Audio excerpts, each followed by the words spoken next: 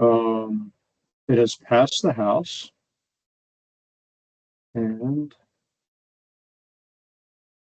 there's the Senate version. Is there a Senate bill? I don't think so. Oh, well, then I think we're safe. poor guy. The other one I'm tracking is the paper straw bill. People are all uptight about the paper straws because they got PFAS. That's the auxiliary containers bill. I don't know. It's Senate Bill 958. Apparently, the idea of single plastic straws or whatever and stirs. I mean, it couldn't be any deader. It made it through one committee. In our efforts to try to get away from one, we make a bigger mess. Yeah. Try California for that one. No House bill, and it made it through one committee in the Senate.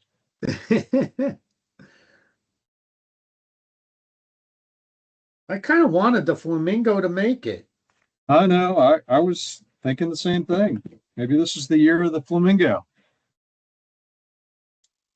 I may have made a bold prediction along those lines when during PE days we were talking about the state bird in the rotunda, and I said I think that's going to be the flamingo next year. Uh-huh. I may be the reason why it died. I cursed it.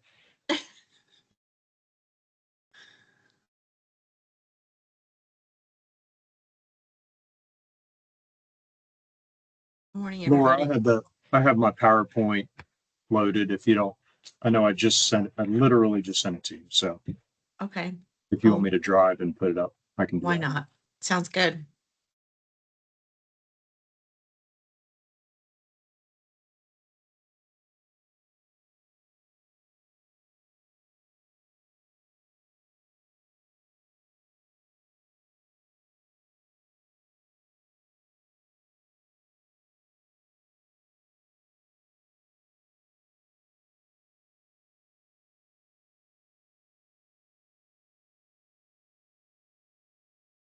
And Michael, how are you? Good. How you doing, Jeff? Good. Hello, Michael. Hello.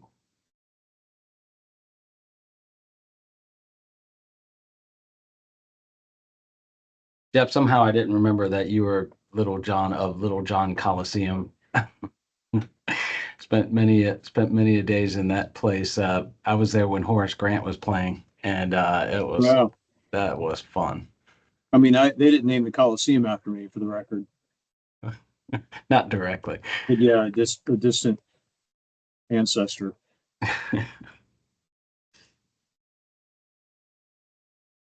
I've never been there. Oh, really? It's not beautiful. I mean, it was built like in the 50s or something, and it's okay. The thing of note is that they did Soviet style architecture, steel beams, like it's not even concave. It's pretty. Yeah. Nice. Makes sense for Clemson. Hey, easy. And they're just, I mean, aren't they kind of known for engineering and agriculture? It's kind of being. Yeah. I went there because it was like UF, but it was out of state. I grew up in Ocala, and I was like, I don't want to go to UF. It was right there. So. No, I know it's a great engineering school, but great engineering schools aren't known for their architecture, right? True that. Georgia Tech's another one that's not that. Not a great looking campus.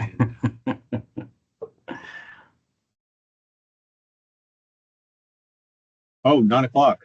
Sorry, I blew right through our start time. Good morning, everybody, and welcome to the end of week 7 with 1 week to go of the regular session. I want to put an asterisk by that because all indications are the members are going to leave town probably Wednesday and just kind of throw their hands in the air and go home and take a break.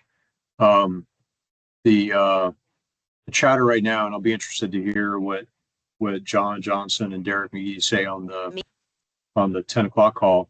But the chatter I'm hearing is that they're not going to sine die on Friday, that they're all going to go home, which leaves the session open, which is interesting, because in theory, a bill doesn't die until sine die, which is the ceremonial, the formal ending of the regular session. That would kill all bills introduced during that session. If they do not formally end the session, then in order to keep the budget discussion going, in other words, they just gavel out and go home and come back in a few weeks, and then theoretically it's still they could amend the rules, change the rules if it became necessary to get a budget deal reached. That some members' favorite pet project, like the flamingo, for example, we were talking about that at the outset. If that's critical in order to get a budget thing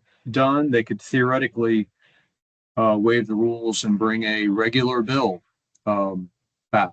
So it's interesting. I've not been through a session like this before. Last year they ended on time and came back in the special session. This year it looks like they're going to keep the session open. So I'm getting my popcorn ready. Let me go ahead and just get into the environmental bills, which I do know something about. The rest of everything I've been saying is just pure speculation. Hopefully y'all can see my screen. The green highlights are things that have changed this week. If it's not highlighted at all, it means there hasn't been any activity this week. So for both the OSTDS permit bill and stormwater treatment, no movement this week. So in the case of OSTDS, it passed the House last week and has been on the Senate floor this week without movement. The stormwater treatment bill passed the Senate last week and has been sitting on the House floor this week with no movement. The expectations on stormwater treatment is that it would be on House special order calendar on either Monday or Tuesday. Should know about that today. And then same thing about OSTDS. I'm keeping an eye out. It should pop up on the Senate floor special order calendar probably today. Both of these bills have lots of indications that they're going to go through. I suspect because they were already in a good spot, they were focused on getting some of these other bills that were a little bit behind caught up. The DEP bill, I want to spend a little bit of time on because I've had some conversations with DEP about it. It has become a train, which is just, you can think about it, a Christmas tree with a bunch of ornaments, or a train with extra cars attached to it. Pick your analogy, but what happens when an agency bill that's a priority is kind of teed up for passage is a lot of other issues that did not make it in other bills will sometimes get picked up and lifted over and hung on this bill. There are significant differences between the House and the Senate. It passed the House with some ornaments on it.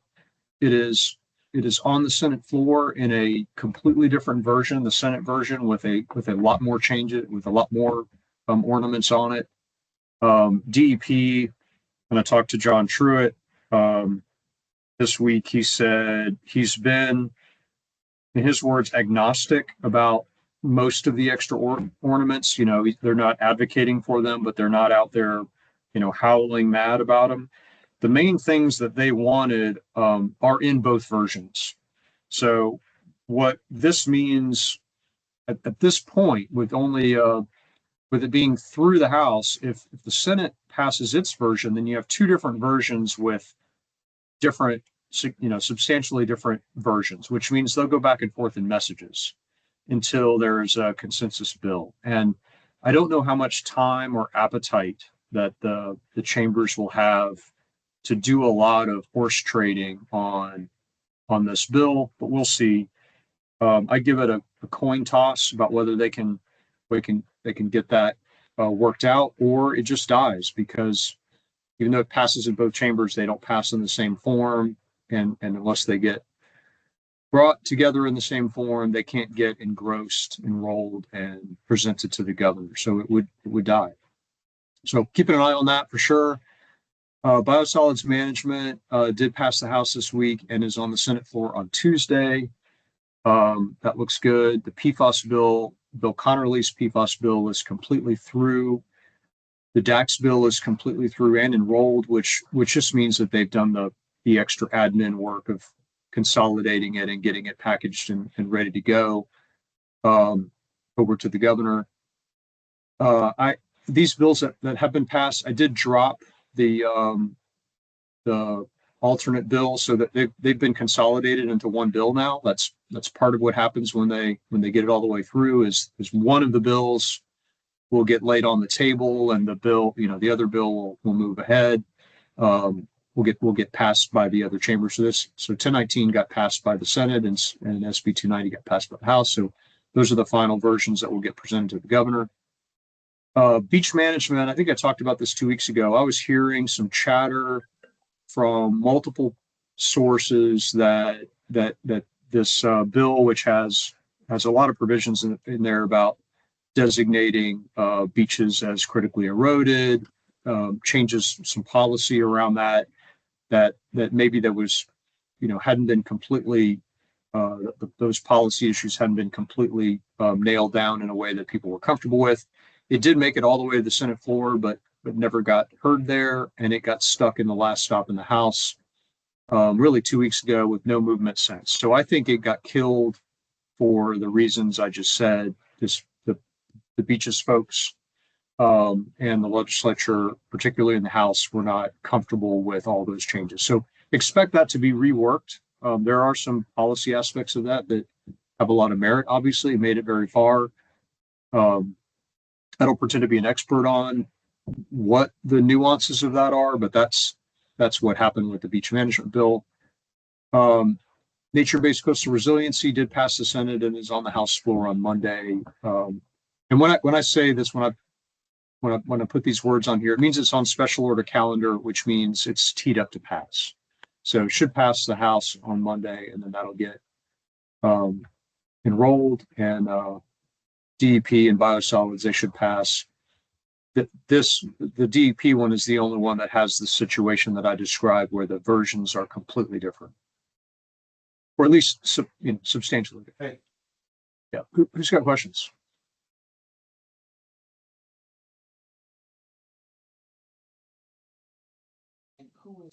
Thought I heard something. Does anybody have their hand up? Let me make this bigger. Are you doing good today? Anybody got any questions? Make it button today. You want to make it button. Okay. All right, hearing none, I will let you all get on with your day, and I hope you have a wonderful weekend, and we'll see you next week for the last regular one of these calls. It should just be a wrap-up call. Thank you, Jeff. Thanks, Thanks, everybody. Thanks, everybody. Thanks, Jeff. Thank you.